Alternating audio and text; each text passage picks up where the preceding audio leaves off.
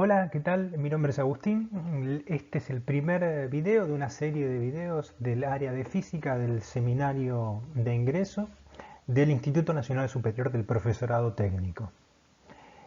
Vamos a empezar charlando de cinemática y después a ver otros videos de dinámica y trabajo, energía y potencia. Vamos a empezar con este primer video, un video introductorio sobre la cinemática y agregar también que vamos a charlar solamente la cinemática del punto material. Para entender esto deberíamos saber qué es la cinemática y qué entendemos por punto material. Bien, ¿qué es la cinemática? Vamos a dar una definición muy escueta, muy sencilla. Es la rama de la mecánica, y la mecánica como gran cuerpo de estudio de la física, que se encarga del estudio de los movimientos sin considerar las causas que los producen. Es decir, en la cinemática nos encargamos solamente de la descripción del movimiento, pero no en el por qué un cuerpo cualquiera puede empezar a moverse o puede cambiar su estado de movimiento. Solamente nos interesa describir las relaciones entre las variables que caracterizan ese movimiento. Cómo se relaciona la velocidad con el tiempo, con la posición, etc. La descripción de las causas que producen el cambio en el estado de movimiento de un cuerpo se desarrollan en la dinámica. Por otra parte, el punto material es aquel cuerpo, esta es una definición muy sencilla también, aquel cuerpo cuyas dimensiones son suficientemente pequeñas como para ser consideradas dentro del problema. Pequeñas comparadas con las distancias involucradas, como dice ahí, en el estudio del movimiento. Por ejemplo, si estamos estudiando el movimiento de un camión, por decir, todos sabemos que un camión no es un punto, pero lo podemos modelizar, podemos pensar en el movimiento de ese camión como el movimiento de algún punto característico si estamos trabajando con distancias de cientos de kilómetros. Por otra parte, en realidad el punto material es un punto incapaz de rotar. Solamente hablamos del movimiento de traslación, no de la rotación. Si no, estaríamos hablando ya de un cuerpo extenso. La matemática que describe en general el movimiento de los cuerpos extensos es más compleja, no lo vamos a ver en este seminario. Bien, al estudiar el movimiento, antes de ver las ecuaciones y toda la cosa, lo primero que hay que hacer en general es definir un sistema de referencia. Vamos a suponer, por ejemplo, que queremos estudiar el movimiento de la persona que está en imagen, y para hacerlo lo que necesitamos es, lo primero que necesitamos hacer es establecer un sistema de referencia. ¿Qué implica establecer un sistema de referencia?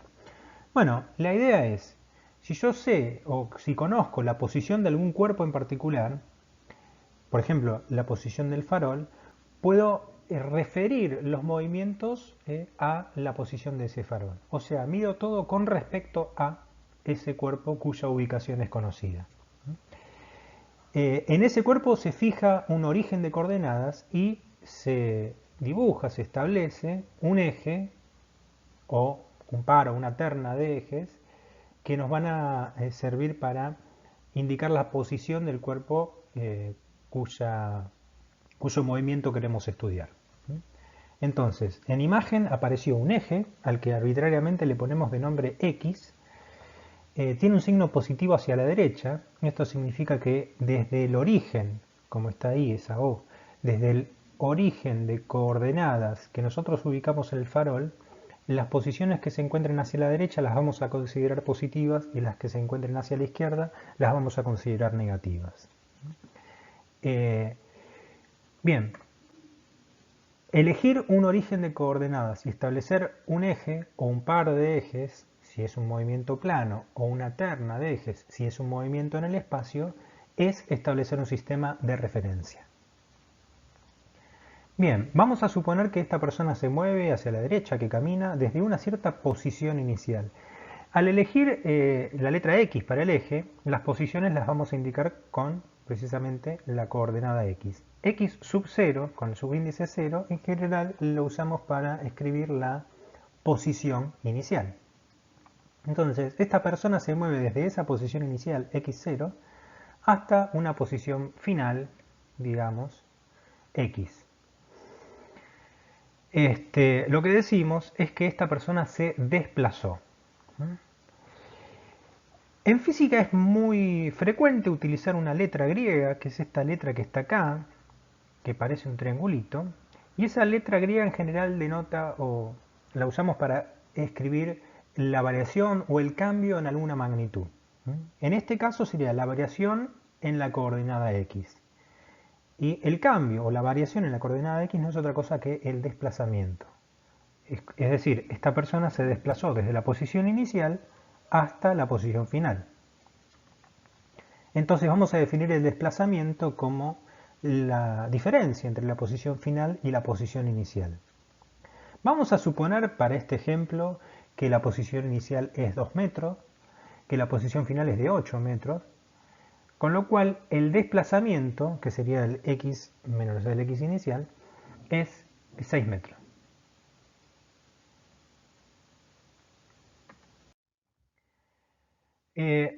Además de considerar las coordenadas de posición, para describir el movimiento necesitaríamos saber cuánto tarda, en principio, en recorrer esa longitud.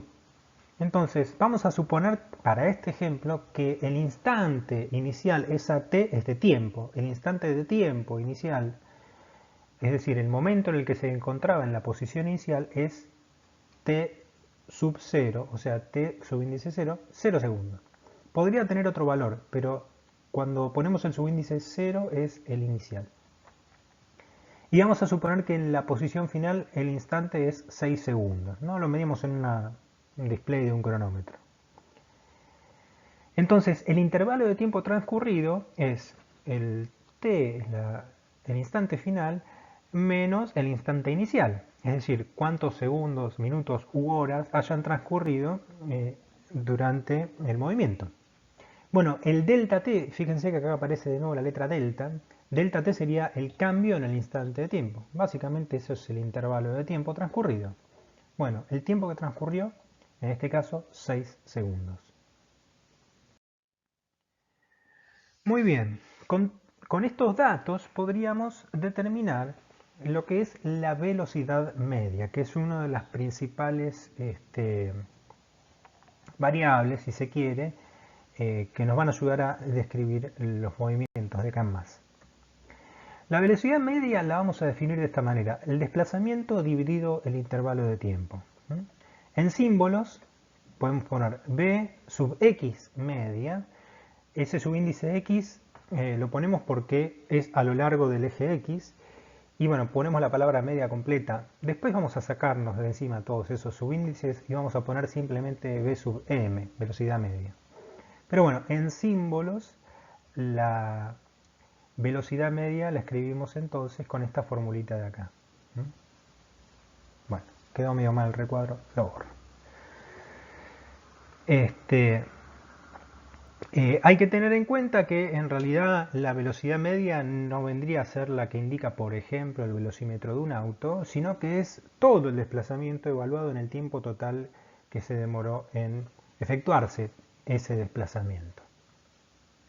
Ahora, bueno, ¿qué es esa velocidad media? ¿Qué representa? Vamos a aclarar un poquito más este concepto. Supónganse, ahora vamos a un movimiento en el plano. Si bien en este seminario solamente vamos a estudiar movimientos en una dirección, o sea, rectilíneos, este ejemplo nos va a ayudar a diferenciar dos conceptos. Uno el de desplazamiento, otro el de distancia recorrida, y otros dos conceptos asociados que son el de velocidad media y rapidez media. Vamos a suponer un cuerpo cualquiera que se encuentra en esa posición inicial y esa posición la podemos indicar a través de un vector, el vector posición inicial. Este vector R, en general cuando trabajamos en el plano o en el espacio, el vector posición lo escribimos con la letra R. Y como es la posición al principio, es la posición en el instante inicial. Vamos a suponer que esa navecita se mueve hasta una posición final y esa posición la indicamos con el vector posición en el instante t, o sea, un instante posterior. En azul apareció la trayectoria seguida.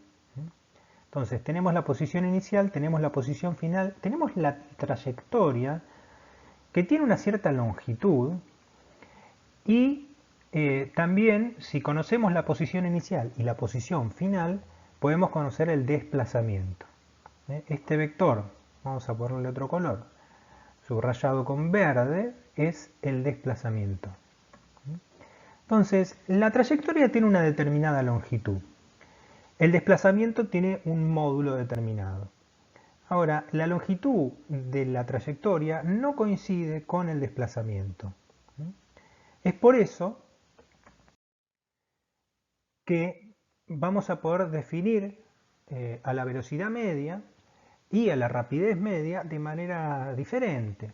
Por un lado, la velocidad media relaciona el desplazamiento con el intervalo de tiempo transcurrido. La velocidad es una magnitud vectorial, ahí aparece la flechita arriba. Si bien nosotros en el movimiento unidimensional, en el trabajo en las ecuaciones no vamos a prestar mucha atención al carácter vectorial, sí conceptualmente es importante recordar esto: el desplazamiento y la velocidad son vectores. Fíjense que acá pusimos directamente v sub m para la velocidad media, y si en movimientos en una dimensión, la velocidad media la podemos escribir como delta x, o sea el desplazamiento, dividido el tiempo. Ahora, la rapidez media la definimos como la distancia recorrida dividido el tiempo. Para diferenciarla de la velocidad la podemos escribir con u en vez de con v. Acá cada libro utiliza su propia nomenclatura. A veces los libros ni siquiera mencionan esto, pero conceptualmente es importante. Esa d implica la distancia. Y no siempre la distancia, como dijimos recién, coincide con el desplazamiento. Y por ende, no siempre la velocidad media coincide con la rapidez media. Hay algunos ejercicios que ustedes van a ver en donde no coinciden, hay que calcular las dos. Bueno, quedará de tarea. Volvemos entonces al ejemplo anterior, recordando que la posición inicial era 2 metros, que la posición final es 8 metros y que el intervalo de tiempo era 6 segundos. Tenemos el desplazamiento, tenemos el tiempo y podemos calcular la velocidad media. Fíjense, reemplazamos los valores directamente: 6 metros dividido 6 segundos, la velocidad media resulta ser 1 metro por segundo.